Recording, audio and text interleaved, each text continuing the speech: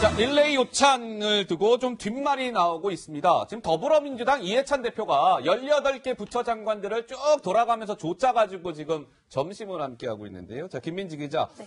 어제 시작이 됐는데 오늘도 그 릴레이 오찬이 또 이어졌죠? 네, 그렇습니다. 오늘은 외교부, 통일부, 국방부 장관과 만났는데요. 말씀하신 대로 장관들이 요즘 이해찬 더불어민주당 대표와 함께 점심 식사를 하기 위해서 이제 조를 짜서 이제 순서대로 오찬을 갖고 있습니다. 오늘은 헝가리 유람선 침몰 관련된 사안이라든지 아프리카 돼지 열병에 대한 방역, 이런 당부 등에 대한 얘기를 주고받았다고 합니다. 자, 오늘은 특히나 관심을 모았다는 것은 최근에 외교안보 사안이 굉장히 중대하지 않습니까? 이해찬 대표가 외교안보 부처 장관들을 불러 모았습니다. 강경화 외교부 장관, 김연철 통일부 장관, 정경도 국방부 수장이죠. 국방부 장관 3명과 함께 점심을 함께 했습니다. 그래픽 화면 좀 주세요. 이해찬 대표가 이제 최근에 릴레이로 장관들을 만나고 있는데 어제는 이제 4개 부처 장관들을 만났죠. 오늘은 3개 부처 장관들을 만났습니다. 오는 25일까지 장관 한 2명에서 5명씩 조를 짜가지고 25일까지 릴레이로 오찬을 한다는 거예요. 자, 근데 이도훈 의원님. 네네. 이게요, 여당 대표가 저렇게 장관들 조 짜서 쭉 불러 모아서 오찬하는 이 장면을 우리 이도훈 의원께서는 수십 년간 취재 활동하시면서 본 적 있으세요? 여당 대표가 저런 모임을 갖는 걸 본 적이 없을 뿐더러 네. 대통령이나 국무총리가 저런 행사를 가진 것도 저의 기억에는 거의 없습니다. 대통령조차도 없다? 없습니다. 왜냐하면 그 장관 한 사람 부른다는 거는 굉장히 중요한 일이거든요. 예. 아마 3가지 정도 목적을 갖고 이해찬 대표가 저런 행사를 하는 것 같습니다. 첫째는 그동안에 2년 동안의 국정 운영에서 당정청이라고 하지만 사실은 청와대가 주도해 왔거든요. 그래서 여당의 역할이 없다는 비판도 많이 받았고 정부도 역할이 없다는 비판을 받았는데 내년 선거 앞두고 당이 이제는 한번 전국을 주도해 보겠다. 일단 그런 의지가 있는 것 같고 예. 두 번째는 지난번에 이인영 원내대표가 청와대 정책실장이랑 한담하다가 집권 2년차가 아니라 집권 4년차 같다는 얘기가 있었죠. 녹음. 예. 공무원들 군기 한번 잡아야 되겠다. 이런 생각도 있는 것 같아요. 세 번째가 조금 이제 이게 논란의 여지가 있을 수 있는데 예. 선거를 앞두고 이제 정책이나 정부 각 부처의 정책이나 이제 사업들이 있지 않습니까? 이거를 이제 논의하다 보면은 선거와 관련해서 어떤 당에서 직접적으로는 아니더라도 간접적으로라도 어떤 정보도 얻고 할 수 있는 그런 도움을 받을 수 있는 측면이 있어요. 근데 만약에 그렇다면 세 번째는 약간 논란의 여지가 있게 되죠. 왜냐하면 공무원은 우리 헌법에 명확하게 공무원의 정치적 중립성이 중립성. 규정이 돼 있고 또 헌법에 규정돼 있는 것 중에 하나가 뭐냐면은 공무원은 모든 국민에게 봉사해야 된다 그래서 여야 모두에게 봉사를 해야 되는 존재거든요. 알겠습니다. 그런 차원에서 논란이 있을 수 있는 모임입니다. 자, 이해찬 대표의 장관들의 릴레이 오찬과 관련해서 각 여야의 생각은 좀 다른 것 같습니다. 자, 목소리가 준비되어 있습니다. 잠깐 듣고 오시죠. 여당 대표의 관권 선고가 의심스러운 총선 대비용 점심 미팅에는 장관들까지 줄을 서서 참석하고 있습니다. 올바른 정치라고 할 수 없다고 생각합니다. 여당의 당대표로서 정부의 주요 장관들을 만나서 아주 최소한의 이야기를 하는 것은 총선용이라고 이야기한다면은 아무것도 하지 말라는 얘기 아니겠습니까? 자, 들으신 것처럼 조 부장 이렇게 생각이 지금 갈리고 있는데요. 어떻습니까? 조 부장 보시기에는? 이거는 관건 선거 획책이라는 야당의 시비가 설득력을 가질 수밖에 없어요. 설득력을 가질 수밖에 없습니까? 자, 우선 이 여당 대표가 장관들을 만나서 정책 이야기를 하려면 공식적인 당정 협의를 해야 됩니다. 그런데 점심 해가지고 이렇게 장관들 쭉 앉혀놓고 일문일답을 한다? 이거는 누가 봐도 장관들과 부처들을 길들인다. 이렇게밖에 볼 수가 없어요. 공기 잡는다. 그리고 지금 이도훈 의원께서도 말씀하셨습니다만 이거는 공무원의 선거 중립 문제.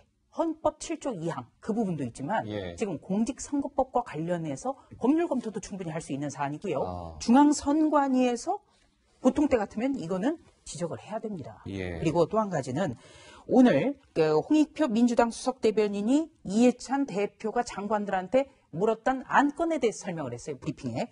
자, 한미 정상회담, 대북 식량 지원, 그다음에 전시작전권 전환 문제, 그리고 한미연합사령부 평택이전 준비 상황, 예, 그리고 대북 인도적 식량 지원 문제. 이게요, 대통령이 할 법한 거예요. 어허. 지금 가장 당혹스러워할 분 이낙연 국무총리입니다. 이낙연 국무총리? 네, 이낙연 국무총리야말로 네. 전체 국정에 대해서 네, 조율을 하고 또 현안을 점검하는 그런 역할이 국무총리예요. 네네. 이해찬 대표가 국무총리를 역임했습니다만 전직 아니겠습니까? 예. 그리고 당정 협의를 하려면 공식적으로 당정회의를 해야 되는 겁니다. 이런 모습들이 며칠 전에 그렇다면 6개 부처 차관들이 예. 회의 직전에 야당과는 당정협의를 못하겠다.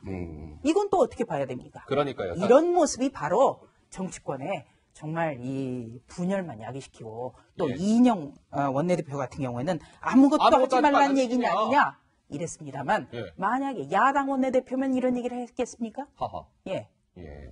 지금 오찬에서 논의된 내용 중에서 예를 들면은 이제 대북 지원이라든지 남북 관계나 이런 거는 예를 들어서 무슨 정부에서 전혀 그 여당의 뭐 선거를 돕기 위해서 한 얘기가 아니라 할지라도 만약에 그런 스케줄을 여당이 알게 되면은 내년 총선 전략을 짜는 데는 굉장히 큰 도움이 되는 측면이 있습니다. 그렇다면 그거는 선거와 어떤 연관이 있을지 모르겠고 예. 야당에서 또 반발하는 이유 중에 하나는 지금 저런 움직임에 대해서 선관위가 굉장히 미온적인 태도를 취하고 있거든요. 선관위가 미온적이다. 근데 그 선관위 상임위원이 어떤 분이죠?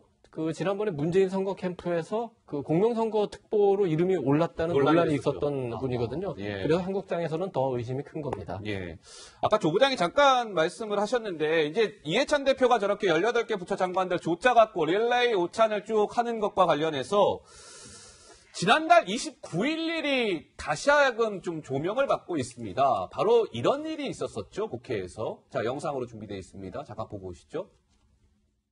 장관들까지 오시라 그러면 너무 바쁠 것 같아서 차관들 다시 다 와서 실무적으로 논의하자고 했습니다. 대답들을 미적미적 하더군요. 이게 공무원의 뜻이었겠습니까? 결국 청와대가 시킨 일입니다.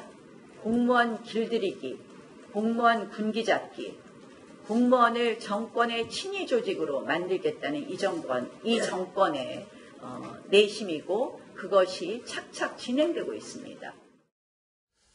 자, 비교가 됩니다. 그쵸? 지금 위에 화면은 이제 이해찬 대표가 장관들하고 이제 릴레이 오찬을 하는 모습이고요. 지난달 29일 자유한국당 나경원 원내대표가 강원도 산불 피해 관련해서요. 후속 조치 대책 회의를 하자 해서 6개 부처 차관들을 좀 불렀어요. 6개 부처 차관들.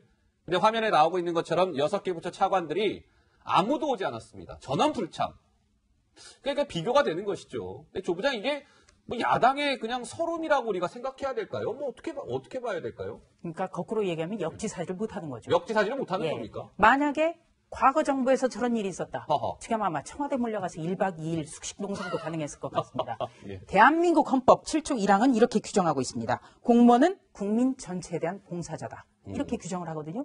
차관들이 야당과는 당정협의를 못하고 장관들은 낮에도 부르면 간다. 네. 이거는 그러면은 공무원, 장관은 여당 사람이다. 이렇게 되는 거예요. 어허. 이거는 헌법에 굉장히 논란이 있을 수 있죠. 예. 그러니까 중앙선관위가 과거 같으면은 지금 분명히 지적을 했을 겁니다. 예, 알겠습니다.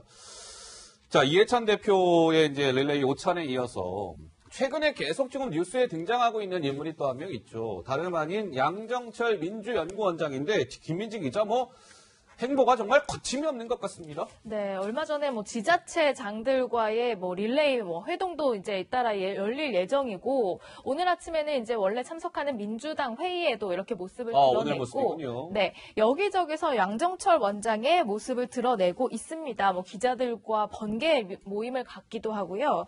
그런데 오늘 이해찬 대표가 장관들 만나는 자리에도 우연히 그냥 같은 장소에서 점심 식사 약속이 있어서 그 자리에도 나타나서 정말 이렇게 해프닝도 일어나긴 했는데, 어쨌든 여의도 인싸라고 불리는 양정철 원장이 여의도 여기저기 곳곳에 좀 광폭 행보를 하고 있다, 이런 소식입니다. 예. 근데 양정철 민주연구원장이 최근에 이제 박원순 서울시장과 이재명 경기지사를 같은 날 만나지 않았습니까? 근데 특히나 이재명 경기지사와 양정철 원장이 만난 것과 관련해서 좀 새로운 소식이 또 하나 전해진 것 같습니다. 이거 좀 여러 가지 정치적으로 좀 분석해봐야 될 대목이 있는 것 같은데요. 먼저 양정철 원장과 이재명 경기지사 간의 만남 당시의 모습이 준비되어 있습니다. 잠깐 영상으로 만나보시죠. 제가 경기 도민이고 수원 시민이었고 우리가 뽑은 우리 지사님. 감사합니다. 우리 원장님인데 우리 원장님이 민주당의 정참 참모 정참 피디오사를 아주 훌륭하게 쓰입니다. 저렇게 두 사람이 만났잖아요, 시청자 여러분. 저건 낮에 만난 겁니다.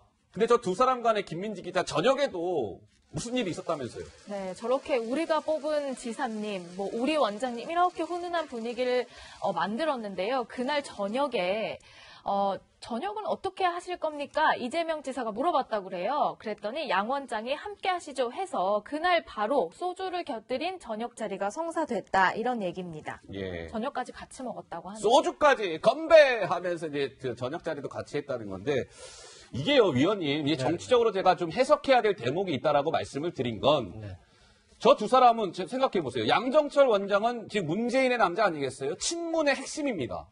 이재명 지사는 어떻습니까? 친문이 아니잖아요. 어떻게 보면 비문 주자의 핵심이라고 할 수 있는데 친문 핵심과 비문 핵심이 저녁에 소주잔까지 기울였다. 이건 어떻게? 굉장히 재미있는 만남이죠. 재미있는 만남이에요. 양정철 원장이 지금 민주당에 들어왔긴 했는데 사실 그 민주당이 그렇게 그 세력이 많지는 않습니다. 왜냐하면은 청와대 비서관을 했고 그동안에 이제 문재인 대통령 후보 당시에 참모를 쭉 했기 때문에 당내에 무슨 그렇게 여러 가지 활동을 한 건 아니에요.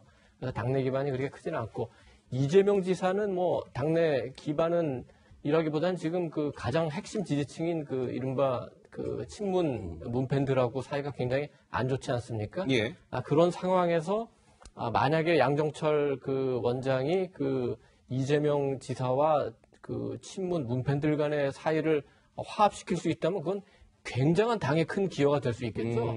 그런 측면이 하나 있고. 예.